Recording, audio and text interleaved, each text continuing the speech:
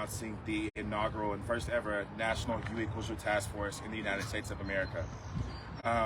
I just want to start off by saying how grateful we are to have support from the Congressional HIV Caucus, and kind of going back to my personal experience as a person living with HIV, what it's been like to know how we can have access to our representatives here on the Capitol Hill, specifically one who has been there from the jump, from my diagnosis, who I've been able to call on and support when it came time for housing or access to care and treatment, and making those recommendations. And this same Congresswoman has been the one who was the first ever member of Congress to recognize U Equals U publicly by giving us a proclamation back in September of 2019 to deliver at the United States Conference on HIV and AIDS here in DC. And her unwavering support carries on today, and I think it's extremely admirable to see that even so today, 4 years later, she's still standing with us, not only in support, but actually being here physically with us and inviting us here to be here in our nation's capital to have this conference, and as a member of the HIV caucus to show her support. So ladies and gentlemen, Congresswoman Sheila Jackson Lee.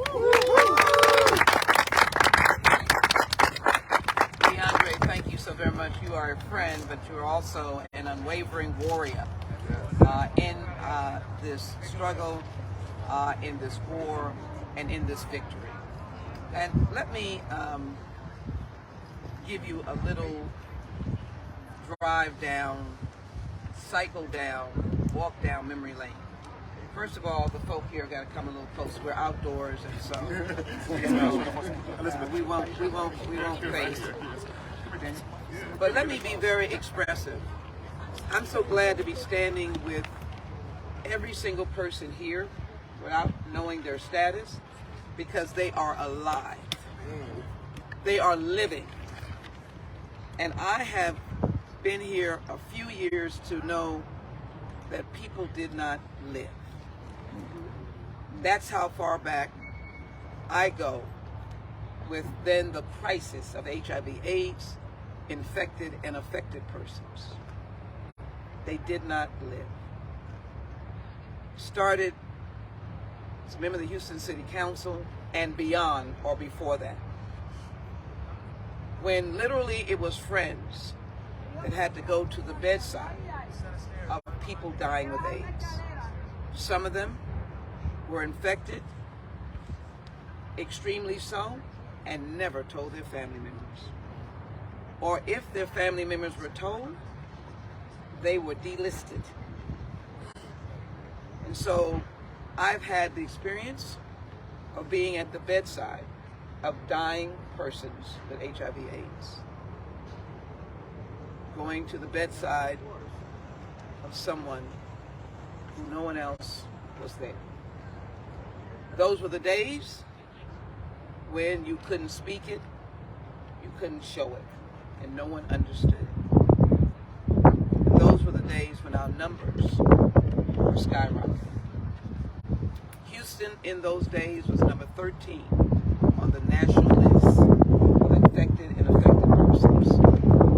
As a member of the Houston City Council, way back then, I traveled to Washington as a representative of then Mayor Kathy Whitmire to the Ryan White treatment announcement.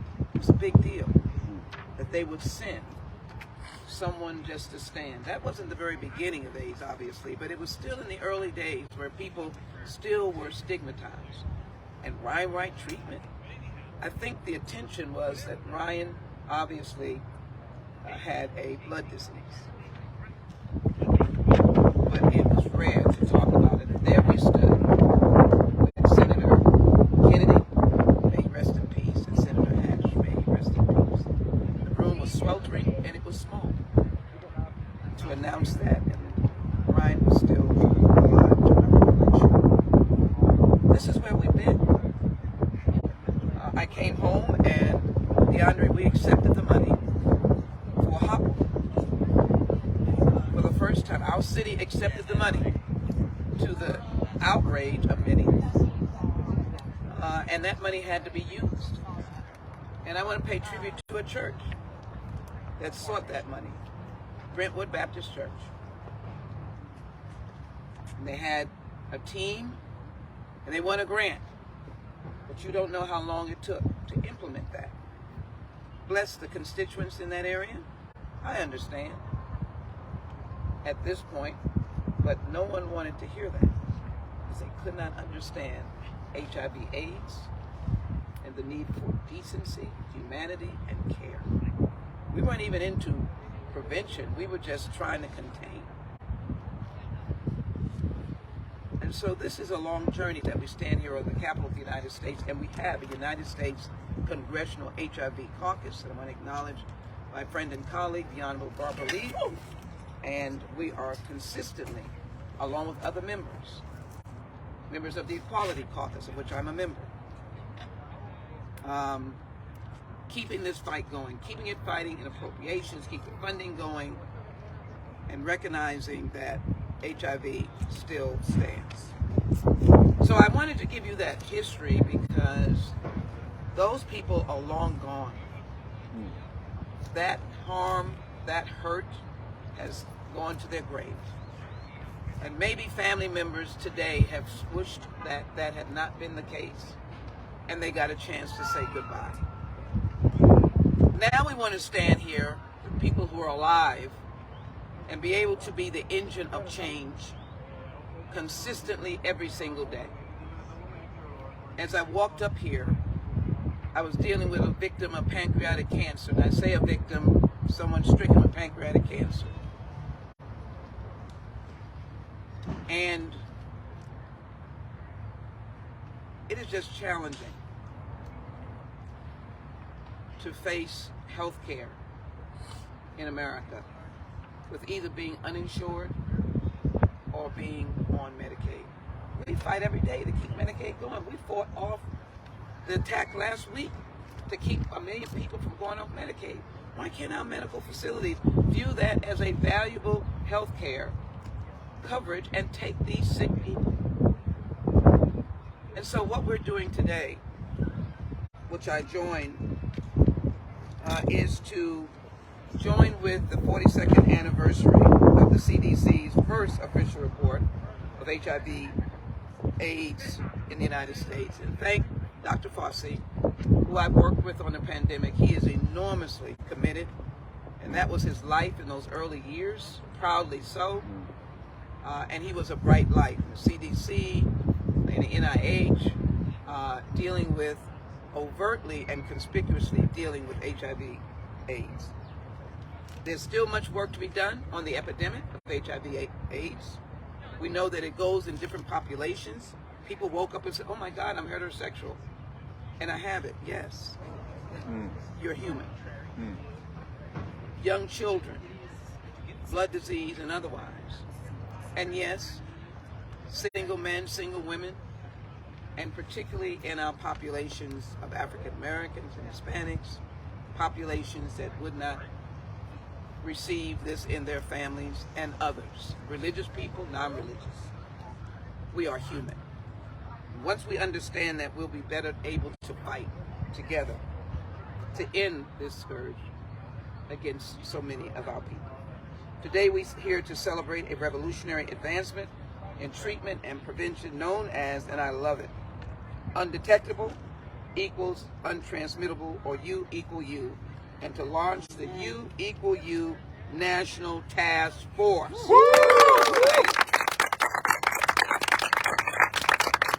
We're not guessing.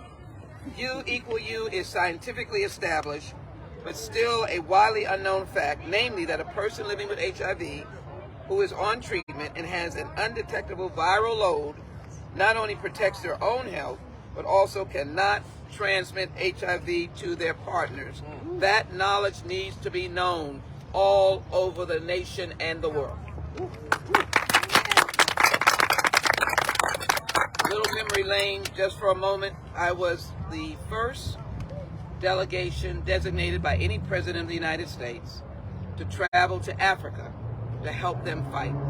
3 of us, a Congresswoman Kilpatrick, a Congresswoman Barbara Lee, and a Congresswoman Sheila Jackson Lee.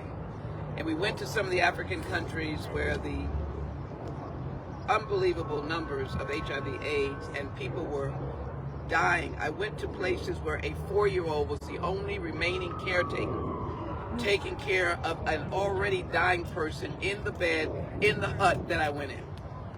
And the only person at the bedside of the dying person was a 4-year-old who obviously would have to go somewhere when the final breath was taken of this person. That time they had no medicine, and that's what we were there for. What can we do? Zambia was one of the key prototypes of what we and who we worked with. This is where we've been. Thanks to the community-led global movement mobilized by Prevention Access Campaign, U Equal You is now endorsed by the World Health Organization, CDC, UNAIDS, and health ministries worldwide. Today, U Equal You education is a requirement of funding by PEPFAR, Excellent, and the Global Fund of more than 130 countries to transform lives and end new transmissions. Prevention Access Campaign and the organizations that joined the global effort should be commended for their perseverance and their successful activism and advocacy in taking U Equal You campaign from a grassroots movement to a global mandate as it moves its way through Africa, Southeast Asia, to South and Central America. It is everywhere. We need this kind of education.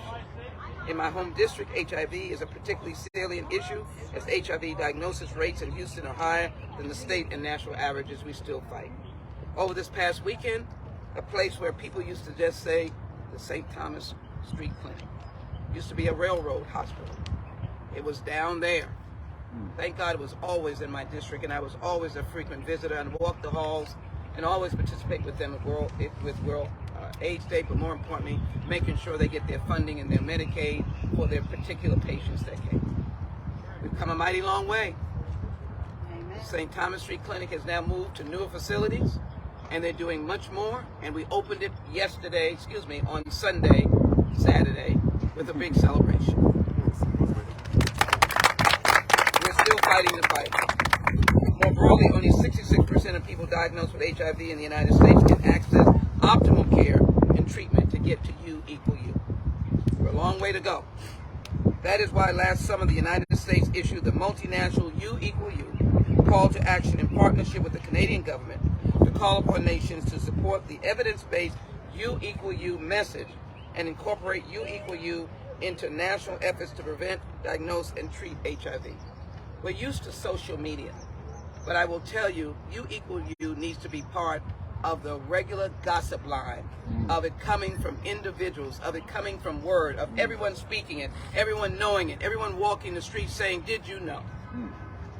In a place of worship, did you know? At the university, did you know? At the grocery store, did you know? That's what we need. That is why last summer the United States issued the multinational U Equal No call to action in partnership with the Canadian government to call upon nations to support the evidence-based U Equal message and incorporate U Equal You into the national efforts to prevent, diagnose, and treat HIV. Today marks the launch of the U Equal You National Task Force to ensure all people with HIV in the United States have access to the treatment, care, and services to stay healthy without fear of passing on HIV. Thank you, Michael, for all the work you've done. We must focus on the needs of people living with HIV to ensure they are supported to live healthy lives, no longer burdened by the stigma and fear of transmitting HIV, and this is 2023. Can you imagine? U Equal You is the key to transforming lives and ending this epidemic, but more importantly, getting people to embrace it's a disease and impacts humanity. COVID was a pandemic that we did not understand, but we were heartbroken to leave people dying by themselves. We rushed to get family members at a window or somewhere because we understood in the early days we did not do that. We would accept family members rejecting people. We would say that's the right thing to do. We can't imagine them coming in and doing any contact to contaminate everyone else. We need to let people live in dignity. We need to fight this scourge. It is time for all of us to ensure U Equal You can be a reality for all people living with HIV in the United States. I thank all of you who are here living today, who have come here with me today, and look forward to continuing critical discussions and solution-based actions on this extremely important topic. Again, I proclaim the very importance of launching undetectable, untransmittable, or U equal U, and launching the U equal U National Task Force. I proclaim that today. Congratulations to us all and to all of those whose voices are not being heard today. Thank you, Congressman. I yield. I appreciate you. Thank you. Thank you so much. I also want to, again, thank the Congresswoman Sheila Jackson Lee for being here today, and also bring some brief remarks from the co-chair of the HIV caucus, Congresswoman Barbara Lee, who says, and I quote, "In my district, California's East Bay is one of 57 jurisdictions disproportionately impacted by the HIV epidemic. We know ending the HIV epidemic is interlinked with historic and systemic disparities in healthcare. As a co-chair and co-founder of the bipartisan and bicameral Congressional HIV/AIDS Caucus, I look forward to collaborating with co-chair Rep. Gonzalez, to uplift, strategize, and implement policies to meet goals of ending the HIV epidemic by 2030 and combat discrimination faced by people living with HIV. We also look forward to working with the U equals U Task Force and all our partners to continue educating policymakers and the public about U equals U, to promote syndemic approaches, repeal discriminatory HIV laws, and ensure ending the HIV epidemic continues to be a federal priority. Together, we can end the HIV epidemic." Thank you, Congresswoman Barbara Lee. Thank you. I also want to take a moment to acknowledge the people who are behind me, some of those who are living with HIV and some of those who are also our allies. Special thank you to all of the organizations that are in partnership as inaugural task force members: Human Rights Campaign, Equality Federation, Southern AIDS Coalition, The Well Project, NMAC, and also our collaborating partners, the Positively Fearless campaign, which is promoted by Janssen Pharmaceutical. Thank you. I think it's important to pay homage and to notate those who have always been there from the beginning. And these organizations are amongst those who have been there supporting us on the front lines. And from the Positively Fearless crew and the family, we have one of their spokespersons and ambassadors who will be coming up just to share a little brief experience about their experience living with HIV and what it means to be a part of this U equals U movement. Mr. Guy Anthony. I will not be before you long at all. I wrote it down to make sure that I'm concise. So my name is Guy Anthony, and I've been living and loving with HIV for 17 years. And I'm here on behalf of Janssen's long-standing HIV-centered Positively Fearless campaign. Can my Positively Fearless folks clap, raise your hands? This is just a couple of them, there's 6 of us. And we encourage people living with HIV to be fearless in their lives by centering self-care, self-love, and acceptance while having fearless conversations with each other and their providers. We are incredibly proud and grateful for the work PAC and my fellow Positively Fearless ambassadors have done to build awareness, acceptance, and hope within the HIV/AIDS community. Thank you guys for having us. I'm honored to be here. Your time is expired.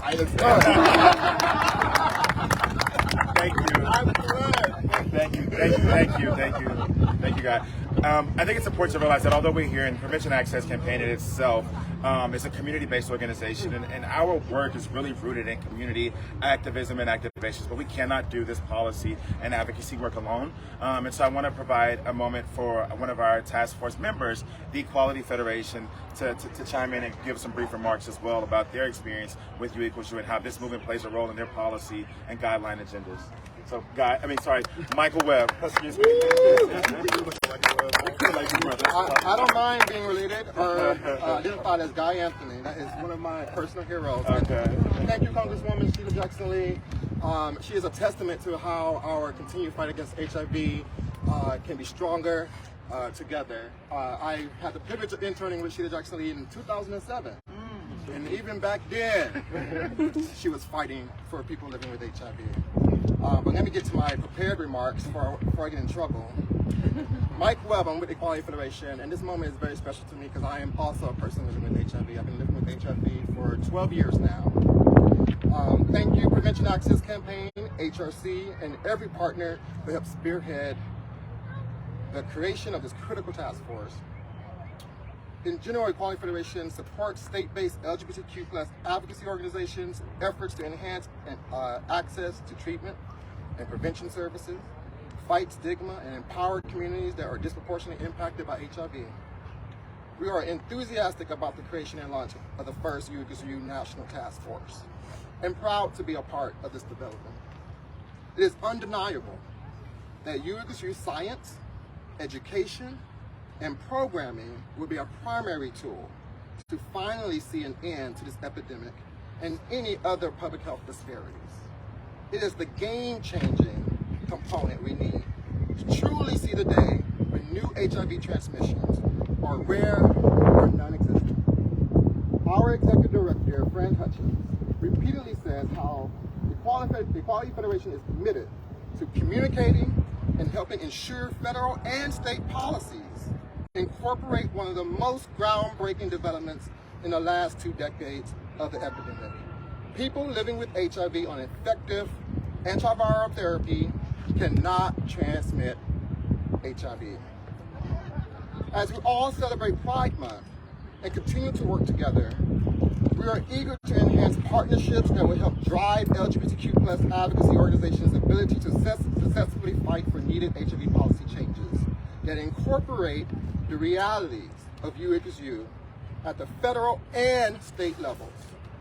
We're excited to work with all task force partners as we collectively usher in a world of 0 new HIV transmissions within our states and throughout our entire nation. Thank you, I appreciate that. And I promise we're going to be wrapping up soon. We have 2 more speakers that I want to introduce to you all. Again, as we talk about the importance of everything, I want to bring up next a partnering organization that is based out in the South and oversees the southern region of the United States, where we see an extreme disproportionate rate of new HIV diagnosis and health disparities. And so from the Southern AIDS Coalition, Mr. Will Ramirez. First of all, thank you so much, Congresswoman. And also thank you to Congresswoman Barbara Lee for wonderful words. It's a beautiful day in D.C. today. I'm not from D.C. I'm in Atlanta, so it's always beautiful coming up here and seeing a day like this. So my name is Will Ramirez. I am the Director of Public Policy and Advocacy for Southern AIDS Coalition. Southern AIDS Coalition is a nonpartisan coalition of government, community, and business leaders working alongside thousands of people living with HIV and their allies to end the HIV epidemic in the South. My colleagues here were so graceful to share their statuses. I will share mine as well. I am HIV negative, but I am one of those allies, or community partners will call me a conspirator, because we have to be a part of this fight. This fight is everybody's fight. It's not just one person's or 2 people. It's everybody's fight. We all have to be in it. Since 2002, Southern AIDS Coalition has been doing this work through state, local, and federal public health advocacy, capacity building assistance for community organizations, research and evaluation on HIV and its many intersections, and of course strategic grant making. And it's been said before that as the South goes, so does the rest of the country. This is especially true with respect to HIV. The South has 38% of the nation's population, yet 52% of new transmissions. With Black, gay, and bisexual men, heterosexual women, and trans folk making up the largest percentage of that. The combination of these many health disparities with the reality of many, at many times hostile political environments, make the already difficult task of ending the HIV epidemic even harder. Despite this, Southern AIDS Coalition is committed to ensuring the focus remains on the South, and that remains a priority. As attacks continue to impact our communities throughout the South, Southern AIDS Coalition will be there to fight alongside all of them. We will ensure that when victory is reached and the HIV epidemic is ended, it will be because of the leadership and the efforts of those in the South and those part of this task force. So thank you very much. Thank you, Will. And lastly, I have the great opportunity to introduce to you all to someone who I've seen put in so much time and energy and effort and literally blood, sweat, and tears into this movement. The gentleman who's responsible for all of us being here today, who's responsible for the U=U movement himself, Mr. U=U, that some will call him, our Executive Director for Prevention Access Campaign, Bruce Richmond.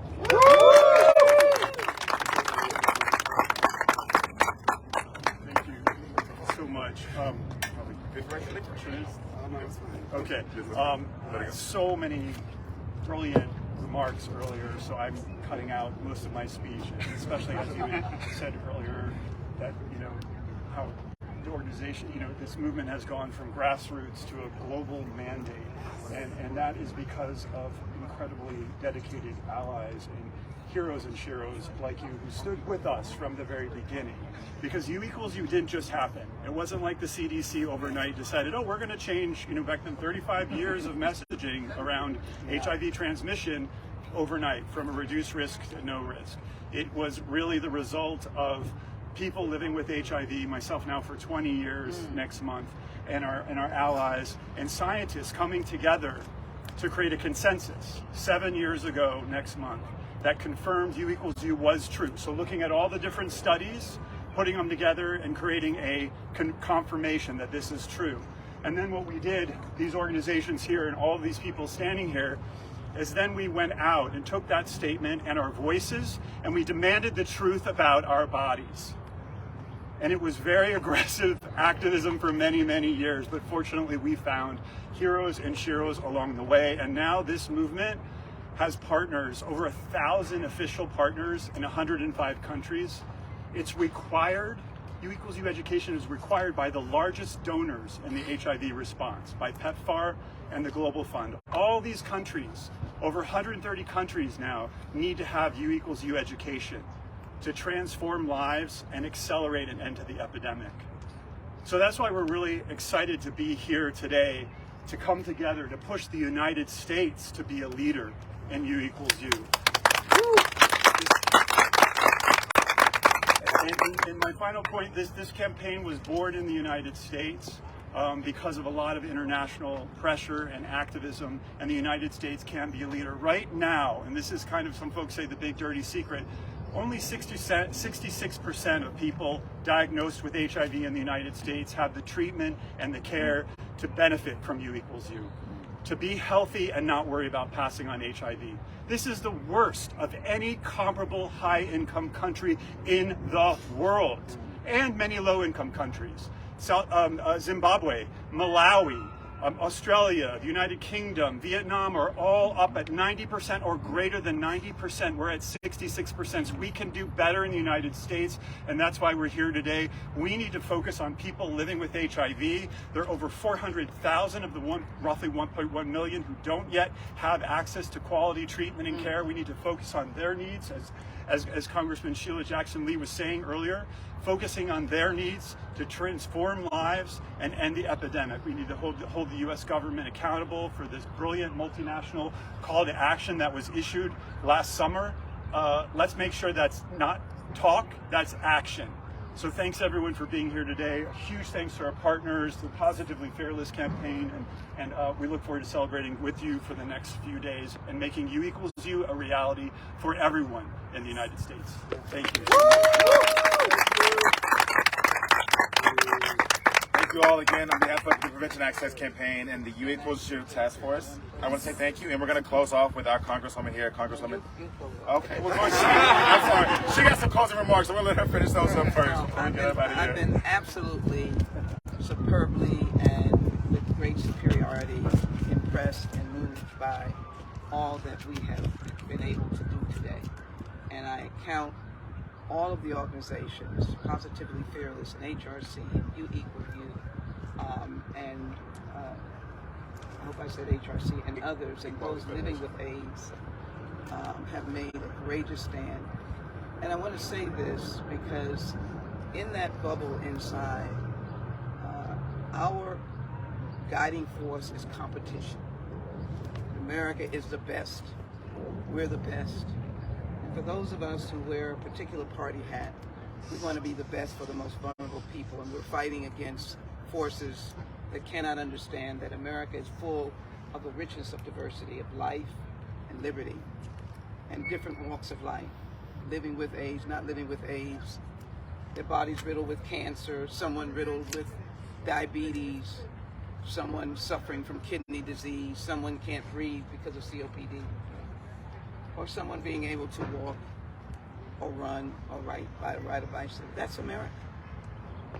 From the highest of richness to people who were described in a meeting this morning where I think an 8-year-old, 4-year-old, I can't remember the age, living in a opioid infested community was coming to school in a bathing suit, in her uncle's shoes, and living in abject poverty. That's America is that.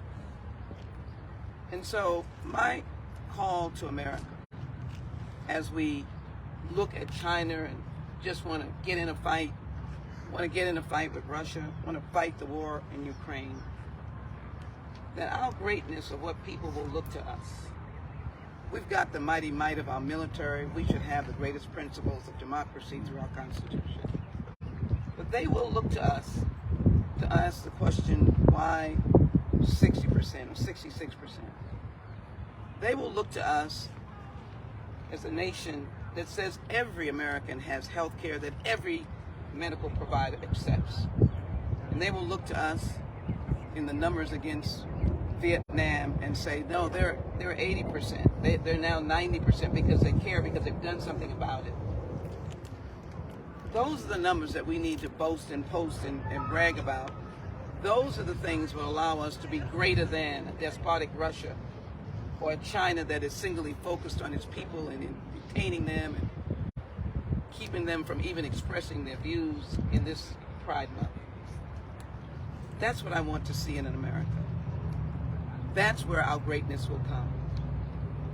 The bravery of the people standing here, but in a couple of years they will be no longer brave, they'll just be joining the crowd of accomplished persons, and we'll have numbers that are just skyrocketing of understanding and bringing down numbers and having information that allows people to live. So thank you all for both your courage but also your testimony of living with AIDS, and your humanity and your regularness. You're just regular folk, and you're just here in this country because you're Americans. And in this historic place of democracy that survived January 6, 2021, we now have a greater challenge than we would ever thought we would have gone to war on January 6, 2021. That means that we have a greater responsibility. So forgive me, but I do think this message has to be loud and